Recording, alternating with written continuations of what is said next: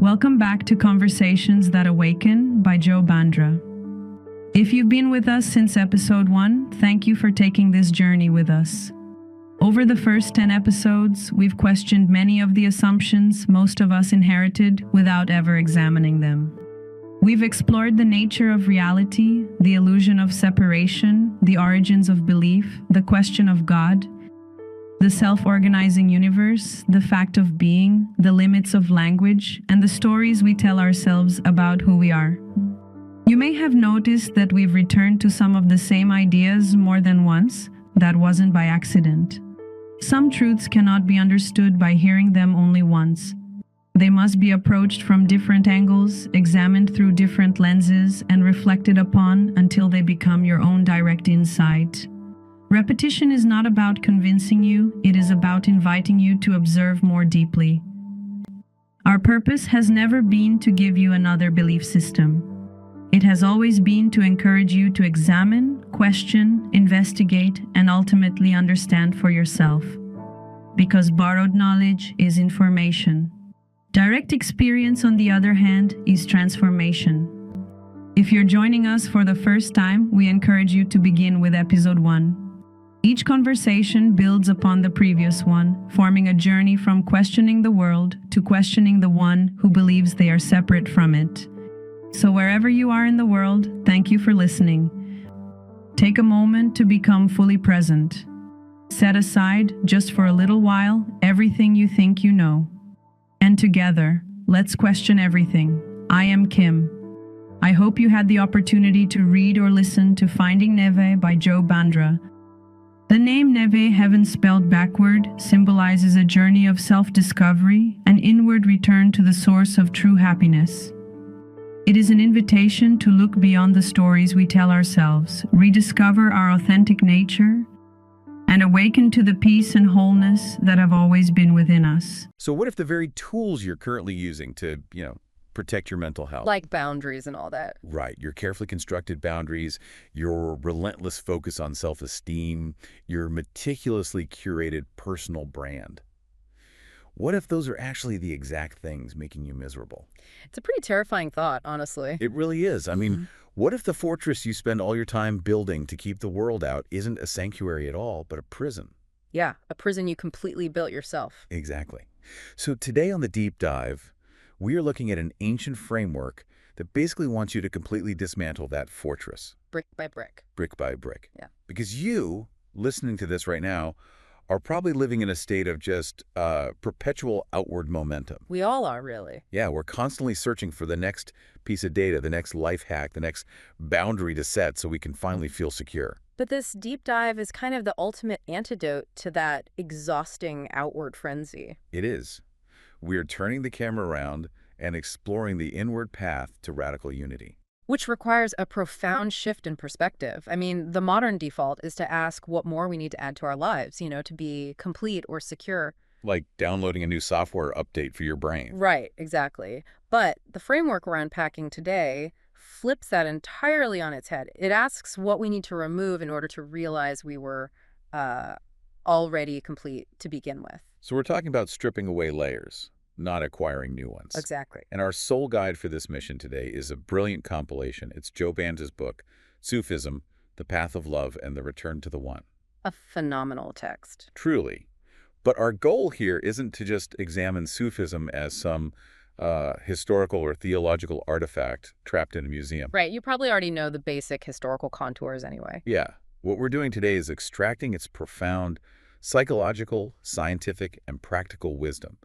We want to see how this incredibly dense, ancient metaphysical framework maps directly onto the way you experience your Tuesday morning commute. Yeah, to ground us before we start dissecting the psychology of it, we should probably clearly define what Bandra is actually pointing at. Good idea. He defines Sufism as the mystical heart of Islam. And it is crucial to understand that it's not some separate religion or a splinter sect. Right. It's an inward trajectory. It is entirely devoted to directly experiencing the presence of God. Not just thinking about it. Exactly. Not as an abstract theological concept to believe in from a safe distance, but as a visceral, immediate reality. something to be discovered within the absolute depths of your own being. It's an empirical path of the heart, not just a theoretical one of the mind. That's a great way to put it. Well, and to really understand that inward trajectory, we first have to grapple with the boldest ontological claim Bandra presents about reality itself. Oh, it's a massive claim. It really is. It's a sweeping claim that brings us face to face with the concept of absolute unity. Sufism declares, and I quote, "There is no reality but the one." Yeah, that is the immovable bedrock of this entire philosophy. Sufism points toward a singular divine reality from which, literally, absolute everything arises, and to which everything inevitably returns. Right. But before we get completely lost in the metaphysics of that, there's a really vital, grounding historical detail in the word itself. The term Sufi is historically associated with the Arabic word suf. Which translates to wool, right? Exactly, wool. So early practitioners were literally identified by these rough, simple woolen garments they wore. Yeah, but this wasn't just some ancient fashion choice. I mean, wool is incredibly itchy and uncomfortable. Right. It was a physical manifestation of an internal state. Wearing wool was a declaration of freedom from worldly status. It was a total rejection of the endless, exhausting human chase for wealth, prestige, and social hierarchy. But Bandra is quick to clarify that the wool is really merely a symbol. Well, absolutely. Sufism isn't essentially about simplicity of dress or outward asceticism. The wool is a metaphor for the true engine of the path. Which is the purification of the heart. Exactly. And you cannot begin to purify the heart without fundamentally rethinking how you view existence. Which brings us to the concept of Tawhid. Tawhid, which is usually translated as the oneness or unity of God. Now, at a surface orthodox level, I think that's often understood simply as monotheism. Right, the idea that there is one God rather than many. Yeah.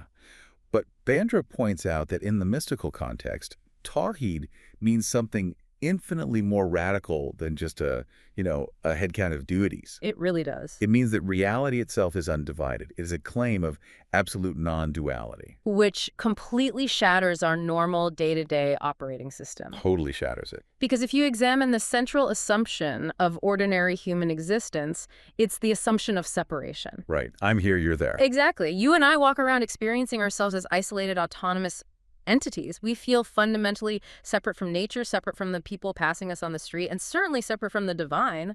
Sufism asserts that this separation is an illusion. It is not the fundamental truth of the universe. It's simply a limitation of how the human sensory apparatus and the mind interpret reality. Okay, let's unpack this. Yeah. Let's really dig into this. Because calling human isolation an illusion is a pretty heavy claim when isolation feels so incredibly real. It does feel real, but it feels real because our interpretive interface is designed to see boundaries. Right. To illustrate this, Bandra leans on a classic, powerful metaphor, a wave on the ocean. I love this one. Yeah, it's great. If you stand on the beach and look at a wave, it appears to be an independent thing. It has its own unique shape, its own crest, its own temporary momentum and lifespan. It looks totally distinct. But the reality is that the wave has never, not for a single microsecond, existed independently of the ocean. Wow. The wave is the ocean, just temporarily expressing itself in a specific form. What's fascinating here is that the text doesn't say human personality is God, but rather that nothing possesses existence independently of God. So it's kind of like taking off a VR headset. Oh, that's a good analogy. Yeah, think about it. You put the headset on, and the software is so good that you are utterly convinced you're alone in a digital room. You're completely isolated, maybe fighting digital enemies. Your heart is racing. Right. Your heart is racing, your palms are sweating, the isolation feels absolute. But then you take the headset off, and suddenly you realize you're actually sitting in a room plugged into a massive electrical grid connected to a global network, surrounded by the physical world. You were never actually alone. Exactly. You were never alone in that digital space. Your perception was simply hijacked by a very convincing, limited interface. That analogy perfectly captures the mechanism of the illusion. The interface of the human mind creates the experience of boundaries to help us navigate the physical world, but we mistake those boundaries for ultimate reality. Right. Now, here is where we must introduce a crucial nuance, which I touched on a second ago. Sufism does not claim that the human personality is God. So I'm not God. No, you're not. This isn't a doctrine of spiritual megalomania where you suddenly realize you are the creator of the universe. Thank goodness. Right. Rather, it teaches that absolutely nothing possesses existence independently of the divine. As the Sufis say, my existence is continuously given. So going back to the ocean, the wave isn't the entirety of the ocean, but the wave literally cannot exist without the ocean. Its existence is borrowed. Precisely. The unexamined mind looks at the world and says, I exist by myself. I am a self-generated, self-sustaining entity. Which is how most of us operate. Exactly. But the awakened heart realizes my existence is continuously given.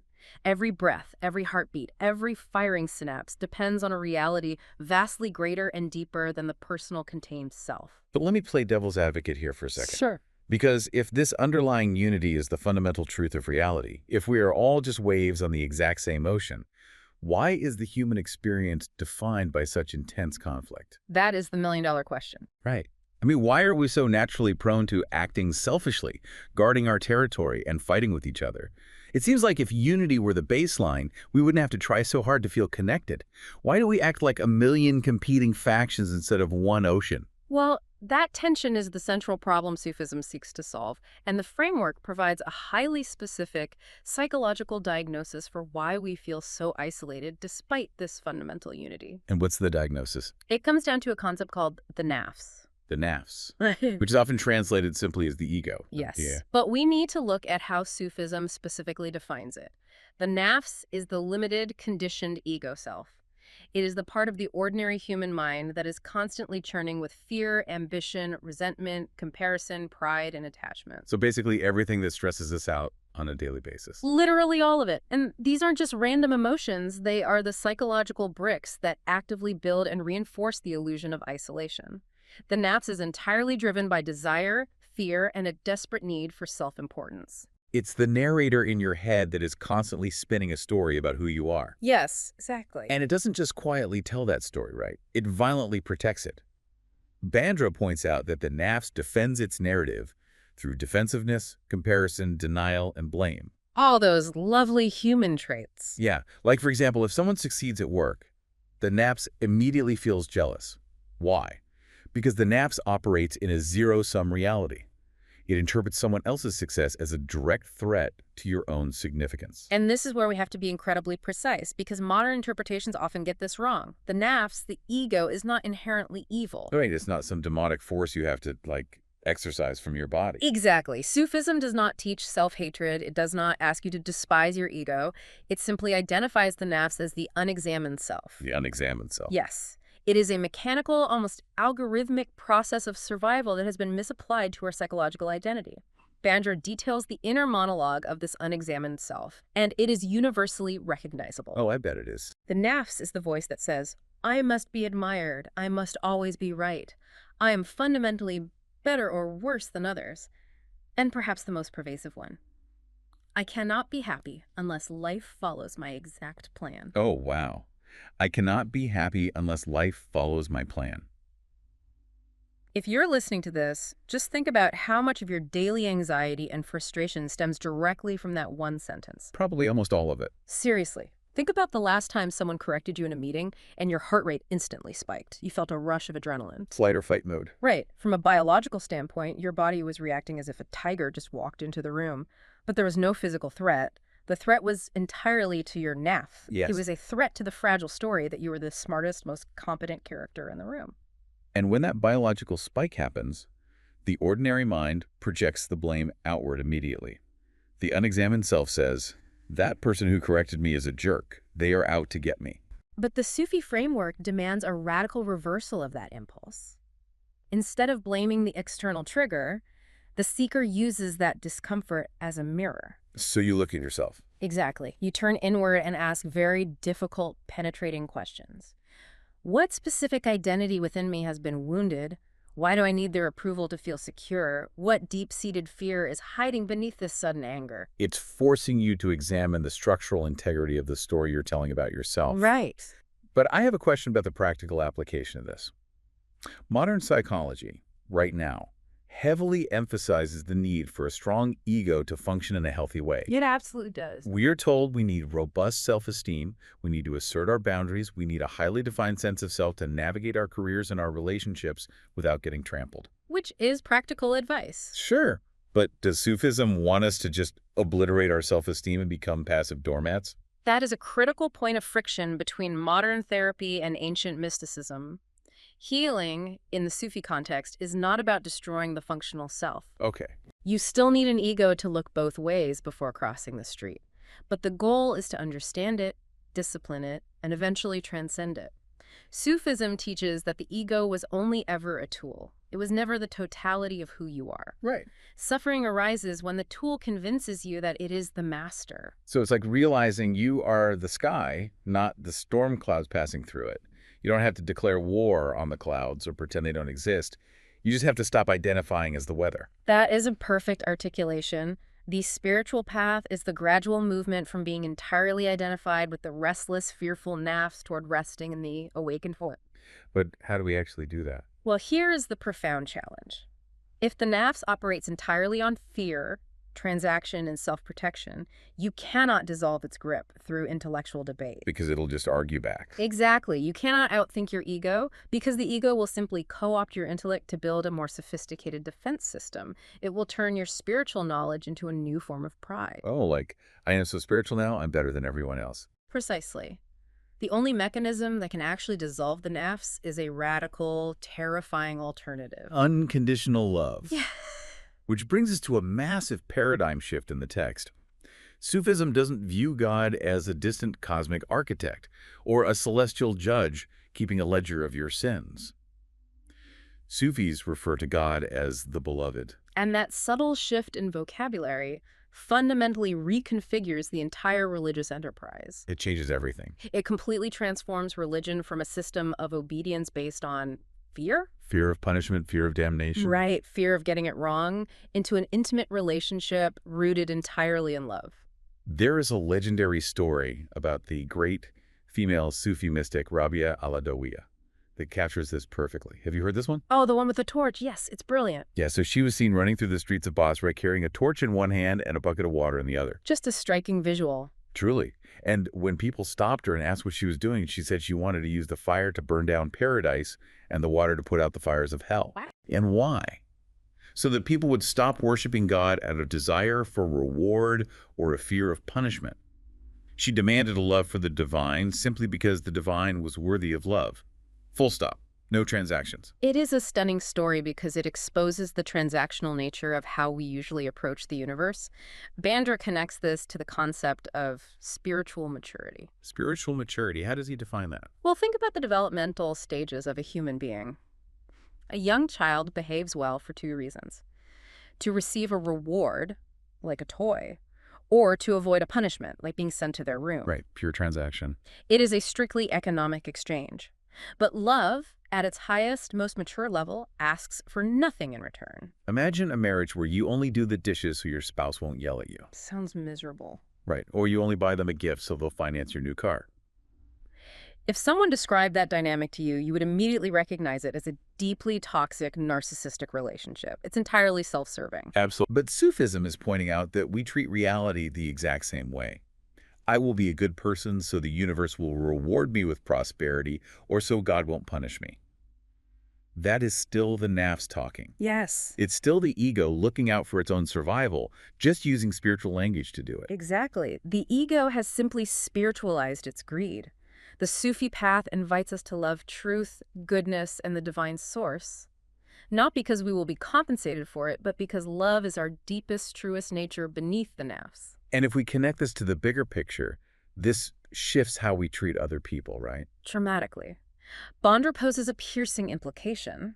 If the exact same divine source breathes life into all beings, how can you possibly harbor hatred for another person without simultaneously damaging your own heart? You literally can't. If there is only one underlying reality, if we are all actually waves on the exact same ocean, then trying to poison another wave is just pouring poison into your own water supply. It is self-harm. But here is the massive roadblock. Viewing the universe as a beloved and operating from unconditional love is a stunning concept when you're sitting in a quiet room reading a book. Or listening to a deep dive. Exactly. But human beings are incredibly prone to forgetting this the second we encounter friction. Hmm. I mean, I can read Bandra's work, feel totally unified with the cosmos, and then 20 minutes later, I'm screaming at my laptop because the Wi-Fi dropped during a meeting. Which is precisely why mysticism is a practice, not just a philosophy. Reading the text is insufficient. Does it stick? No, because the neurobiology of the human brain is practically wired for habituation and amnesia. We naturally adapt to miracles and forget them to conserve cognitive energy. Wow. Therefore, Sufism relies on a core practice designed specifically to combat this amnesia. It is called dhikr. Dhikr, meaning remembrance. Yes, remembrance. Yeah. Bandra outlines that dhikr can take many forms depending on the practitioner. Like what kind of forms? It might involve the rhythmic repetition of the names of God, reciting sacred phrases, conscious breath work, immersing oneself in devotional music, or even simply resting silently in an acute state of divine awareness. Okay. But the mechanical how of the practice is secondary to the psychological why. And the why is because we forget absolutely everything that matters. We forget all of it. We forget that our physical lives are temporary. We forget that the person frustrating us is also suffering their own hidden battles. We forget that our bank accounts, our job titles, and our social status cannot actually provide lasting psychological security. We forget the profound sacred mystery that is sustaining our very biology in this exact moment. And Bandra makes a really profound distinction here regarding the actual mechanism of this practice, doesn't he? He does. He says the purpose of dhikr, of chanting or breathing or remembering, is not to persuade God to come closer to you. So you're not calling out to something far away. Right. It is not a beacon to attract the divine. It is entirely designed to awaken you to a presence that was never absent in the first place. Oh, that is a critical distinction. It's not a summons, it's an alarm clock for the practitioner. Precisely. Bandra uses a beautiful, resonant metaphor from nature to explain this. Think of the sun in the sky. The sun does not cease to exist just because heavy storm clouds roll in and block your view of it. Right, the sun is always shining above the cloud. The sun is constantly radiating. In the exact same way, the underlying unity of reality does not vanish just because your mind becomes clouded by anxiety, resentment, and the endless loud demands of the nafs. So what does the practice actually do then? Dhikr is the repetitive mechanical practice that, as the tradition says, gently opens the sky of the heart to reveal what was always shining. So what does this all mean for you, listening right now? It means acknowledging how aggressively normal this forgetting is. It's just human nature. Yeah. Right. You can have a profound, life-altering aha moment on a Sunday retreat. You feel entirely at peace, completely connected to everything. And by Monday morning, someone cuts you off in traffic, and you are instantly consumed by road rage. The clouds have violently rolled back in. Yes. The sun feels a million miles away. Dhikr is the acknowledgement that you cannot rely on past epiphanies. It is the relentless, daily practice of reminding yourself that the sun is still there, behind the road rage. It is the deliberate repetition of waking up over and over and over again. And the framework forces us to look at the natural, inevitable conclusion of this relentless practice. Where does it eventually lead? Well, if a practitioner engages in this remembrance deeply enough, what happens when those psychological clouds finally part for good? What happens when the nafs, that fearful, grasping ego, is permanently exposed to that intense sunlight? It dissolves. Yes. Which brings us to two of the most complex, often misunderstood concepts in the entire text: Fana and Baka. Let's start with Fana. It is often translated as the dissolution, the annihilation, or the passing away of the ego. Now, to the modern, hyper-individualized mind, the concept of annihilation of the self sounds absolutely terrifying. It sounds like death. Right, we immediately equate ego death with physical death, or at least some form of psychological lobotomy. But Bandra is explicitly clear. Fana does not mean physical death or the destruction of your capacity to function. You don't just physically evaporate into the ether. No. What is annihilated is solely the illusion.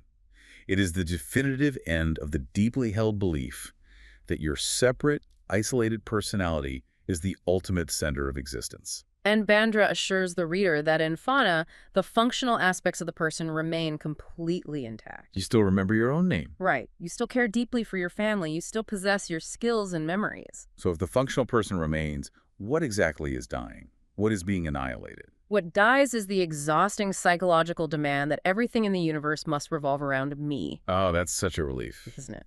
The endless, draining campaign of self-promotion, self-protection, and self-aggrandizement completely ceases.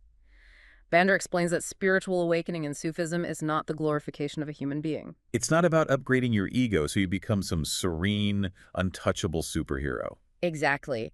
It is total liberation from the claustrophobic prison of excessive self-concern. Here's where it gets really interesting, because the Sufi framework diverges from a lot of other traditions here, and it is fascinating. How so? Well, a lot of mystical paths focus heavily on escaping the physical world. They emphasize reaching nirvana, or achieving a state of pure, detached bliss, and essentially leaving the messy, painful, dirty human world behind. Right, escaping the cycle of suffering. But Sufism places immense emphasis on what comes after fana. The dissolution is not the final step. The final step is baka. Baka, which translates to abiding or subsisting in God, it is the inevitable return. Right, but let's get practical here. Does this mean a Sufi who has experienced this just walks around in a blissed-out detached trance while doing their taxes? Doing their taxes while glowing, maybe. Right. Are they just staring blankly at the barista at the coffee shop with a serene, empty smile, completely detached from the reality of human interaction? Not at all, and that is a crucial misconception to clear up. Bandra explicitly states that in Baka, the individual returns fully to everyday life, but with a radically transformed internal operating system. So they still do normal stuff. The hands continue working, the mind continues solving problems, the body continues living in the physical world, yet the heart now knows with absolute certainty that this life belongs to something infinitely greater than the personal self. It's highly functional. It's just completely unburdened. The classic Zen saying applies here. Before enlightenment, chop wood, carry water. After enlightenment, chop wood, carry water. Yes. You are still chopping the wood, but you are no longer obsessing over whether you're the most respected wood chopper in the village. Right, you're not competing with the other wood choppers. You aren't paralyzed by anxiety that someone might steal your water. The agonizing burden of the nafs constantly defending its territory is just gone. Exactly. The friction is removed. And to prove that this isn't just poetic mysticism or nice-sounding metaphors designed to make us feel better, Bandra does something remarkable in the text. Yes, the interdisciplinary lenses. He explicitly maps these ancient spiritual concepts onto the hard frameworks of modern human knowledge. He demands we examine this claim of unity through multiple interdisciplinary lenses to see if it holds up under scrutiny. This is where the framework gets incredibly grounded. Let's start by looking at it through the lens of science.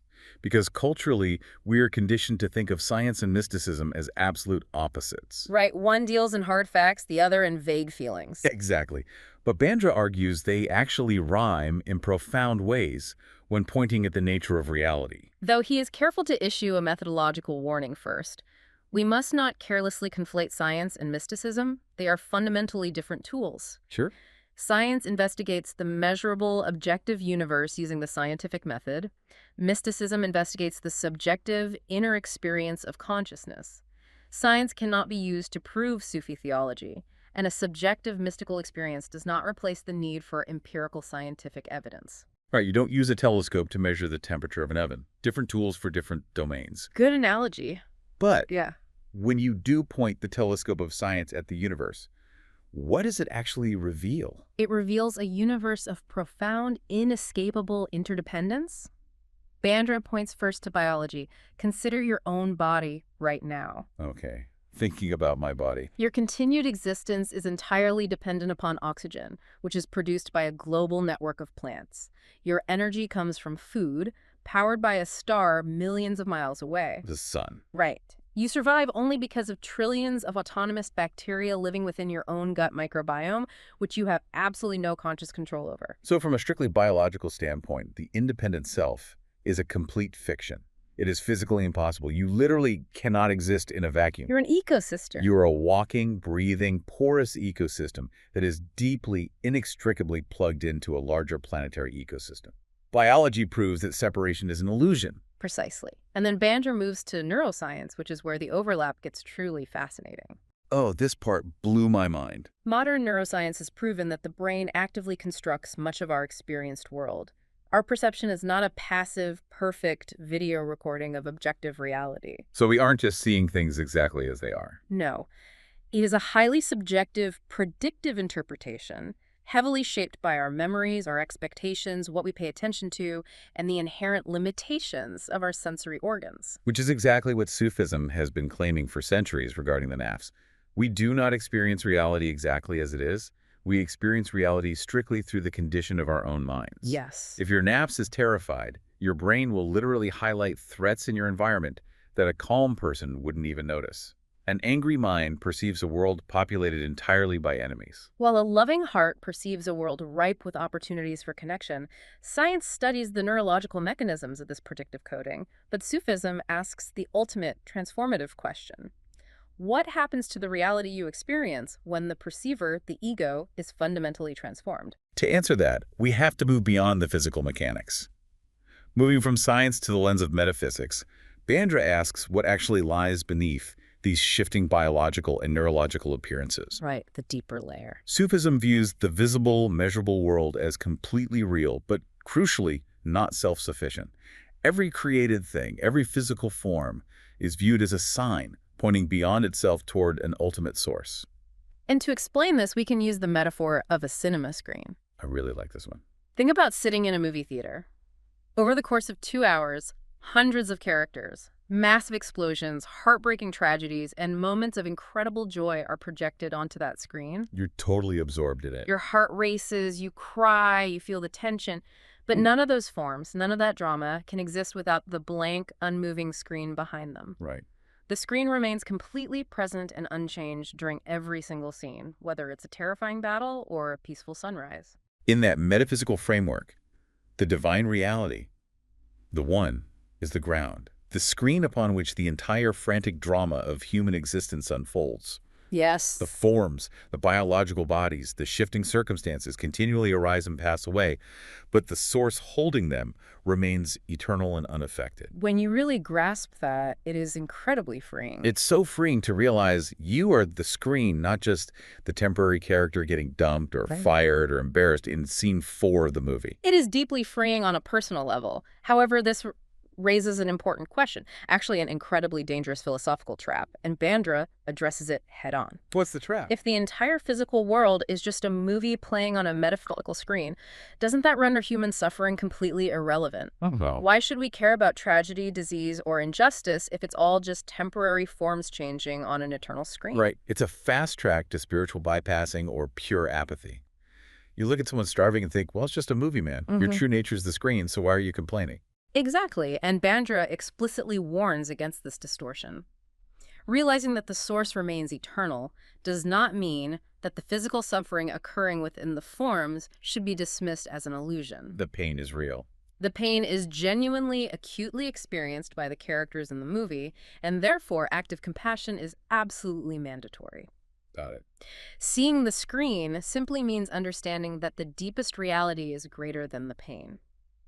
Sufism invites us to engage fully with the visible world, with all of its brutal pain and staggering beauty, without ever losing our anchor in the invisible ground holding it all together. But understanding the screen metaphor intellectually is very different from actually living it.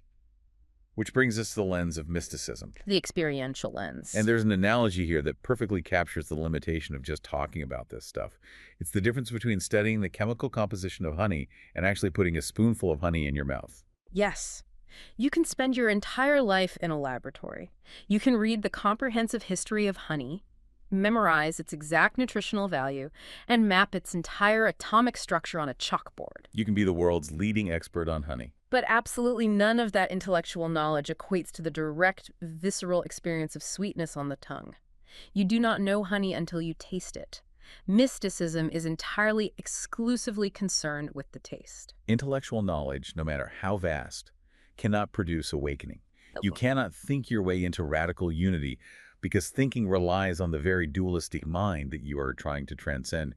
You have to experience it. And a beautiful physical manifestation of this tasting is found in the famous whirling associated with the Mevlevi Sufi tradition. The whirling dervishes. Yes.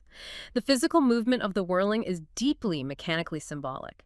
They whirl on an axis to physically embody the movement of the cosmos revolving around a divine center. But the hands are the most important part. Right. Yes. Pay close attention to their hands during the practice. One hand is raised upward, palm facing the sky, to receive grace and love from the divine source. Okay. The other hand is turned downward, palm facing the earth, to immediately share that exact same grace with all of creation. Receive from the divine and pour it into creation. It's a continuous, unbroken circuit. Exactly. The true mystic isn't a dead end where grace and spiritual knowledge just accumulate so they can feel special.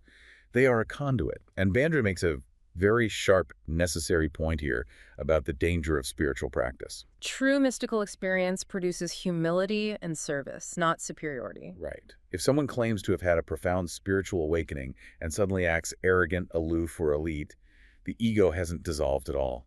Bandra refers to that as the ego simply putting on spiritual clothing. It's the nafs dressing up as enlightenment to maintain its superiority. It's sneaky. Very sneaky. Authentic awakening, according to the Sufi framework, inevitably and reliably produces deep humility, fierce compassion, and a drive towards service. Which bridges us perfectly to the absolute most crucial application of these teachings. Because the ultimate test of all this profound philosophy isn't how peaceful you feel in a beautiful mosque, or while meditating on a quiet mountaintop retreat. No, the true test is how this functions in the chaotic grit of everyday life. This is the concept of the real monastery. I absolutely love this. Bandra says you do not need to abandon your life, quit your job, and escape to a cave to practice remembrance or achieve unity. You don't have to become a monk. You can practice remembrance while you're doing the laundry. You can practice radical humility right in the middle of a screaming argument with your teenager. You can actively observe your nafs flaring up when a coworker gets the promotion you desperately wanted. The real monastery is your everyday life. The text insists that the true measure of spiritual maturity is not how blissfully peaceful you feel while sitting alone on a cushion with your eyes closed. Anyone can be peaceful alone in a quiet room. Exactly. It is measured entirely by how you respond when a human being insults you, when someone deeply disappoints you, or when you are confronted with someone who violently disagrees with your worldview. Think about your daily routine. The ultimate spiritual test in the modern world is the internet. Oh, absolutely. A spiritual test is reading a comment on social media that completely enrages you, feeling that biological spike of adrenaline, and then actively choosing how you're going to respond rather than just reacting from the nafs. It's so hard to do. And this brings us to what I think is the most difficult, challenging tension in this entire framework. We do not live in a peaceful world. We live in a world defined by war, deep poverty, systemic oppression, and unimaginable cruelty. Yes, we do. How on earth does a spiritual path based entirely on unconditional love and seeing everyone as part of the one function in the face of sheer, brutal reality? Bandra is uncompromising on this point. Sufism does not ask its practitioners to close their eyes to worldly suffering. It firmly rejects passive escapism. So love isn't just thoughts and prayers. No, love in this context is not a passive, weak emotion. True compassion often requires fierce action. It requires feeding the hungry, physically protecting the innocent, actively opposing injustice, and speaking dangerous truths to power. But, and this is the hardest but in the world, the framework warns us that if we choose to fight hatred using hatred as our weapon, the very disease we are trying to eradicate will quietly enter and infect our own hearts. This is the immense, almost incomprehensible difficulty of the Sufi response to evil. It demands that a person resist a harmful action forcefully and physically if necessary to protect the innocent without ever denying the fundamental humanity of the person committing the harm. Wow. It demands that we pursue justice relentlessly, but without ever becoming intoxicated by the desire for revenge. That is a psychological tightrope that seems almost impossibly difficult. To look directly at someone committing an atrocity, to stop them from doing it, and yet still retain the internal awareness that they're a wave on the exact same ocean as you. Yes. Just a wave that is deeply, tragically lost in the delusion of the nafs. It is extraordinarily difficult, which is exactly why it is considered one of the highest echelons of spiritual practice. The truly awakened person does not look at the world's pain and retreat into metaphysical apathy. They don't say suffering is unreal, so do nothing. Exactly. The awakened stance is radically different. It says, your suffering is not separate from me. We are the same fabric. Therefore, I have no choice but to respond. It all collapses back into unity. Your suffering literally is my suffering, because there is only one fundamental reality. We are the exact same screen. We are the exact same ocean. Which brings us to the ultimate synthesis of what we've been unpacking today. If we look holistically at the entire journey, the initial illusion of separation, the frantic defensiveness of the nafs, the paradigm-shifting unconditional love of the beloved, the mechanical daily necessity of dhikr, and the return to the messy, real world of the everyday monastery. Like pulling it all together. It all points toward one fundamental paradigm shift in how we approach self-improvement. And that shift is about subtraction, not addition. This framework isn't asking you to believe 10 new metaphysical concepts. It's not handing you another exhausting 10-step to-do list to optimize your already overwhelming life. We have enough to-do lists. We really do. It is asking you to deeply observe and then remove the barriers you've built. Remove the desperate pride, and natural humility just appears. Remove the endless, frantic mental noise of the ego, and profound silence is already sitting there. Remove the exhausting illusion that you have to navigate the universe entirely alone, and radical unity is what remains. It shifts the ultimate question of the spiritual search. The paradigm shifts from where can I find God to what within me prevents me from recognizing the presence already here. We started this conversation talking about the modern epidemic of information overload, the constant, desperate outward search for the next hack, the next boundary, the next piece of data that will finally fix us, make us better, make us feel secure in a chaotic world. The outward momentum. Right. We spend unimaginable amounts of time, money, and emotional energy in modern culture trying to build our personal brand, trying to optimize our individual lives, and fiercely protect our boundaries from everyone else. Through the lens of this tradition, those cultural obsessions are simply the anthems of the nafs. They are the ego trying to secure its own borders. Exactly. So I want to leave you, listening to this right now, with a final, provocative thought to mull over as you go back to your day. Something to really sit with. Yeah.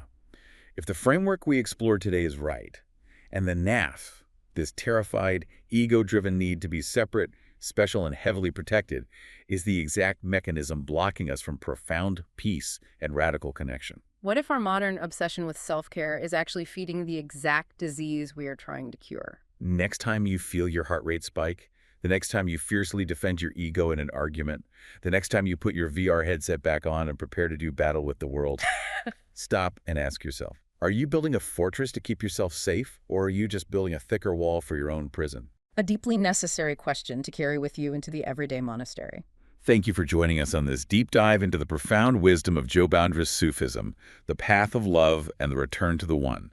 Until next time, we wish you a clear mind, an open heart, and the courage to finally take the headset off. Thank you for listening. If you enjoyed this episode, please hit the like button, subscribe to the channel, and share it with someone who might benefit from the conversation. Your support helps us continue exploring the deepest questions of life, consciousness, and reality. I am Julia Carter, and it is my honor to introduce Joe Bandra, author, philosopher, speaker, healthcare technology pioneer, and lifelong explorer of life's questions. Through his writing, Joe bridges science, philosophy, psychology, spirituality, and direct experience in a search for truth. His first book, Finding Neveah, is a transformative journey of self-discovery and the search for lasting happiness. His second book, Body, Mind, and Machine, chronicles his remarkable career and the evolution of healthcare technology. His next book, The Nature of Reality, explores consciousness, existence, and the mysteries at the heart of human experience. Joe's work invites us to look beyond what we think we know and awaken to a deeper understanding of ourselves and the universe we inhabit. Life often feels like an endless list of tasks, constant noise and distractions, pulling us in every direction. We're all searching for happiness, but what if we've been looking in the wrong places all along? This was Neveah's journey. Lost in the noise, she felt cut off from the peace and happiness she longed for, until she met Joe Bandra, an unconventional, insightful philosopher with a different perspective. Jay, as he is simply known, didn't hand her a map. He gave her something far more valuable, a compass, a way to turn inward, navigate her own thoughts, and uncover the clarity hidden beneath the chaos. Readers around the world have been touched and inspired by Finding Neveah. Your journey to inner peace begins now. Get your copy of Finding Neveah, available on Amazon and at findingneveah.org, or listen to the audiobook on Audible, Spotify, Apple, and other platforms.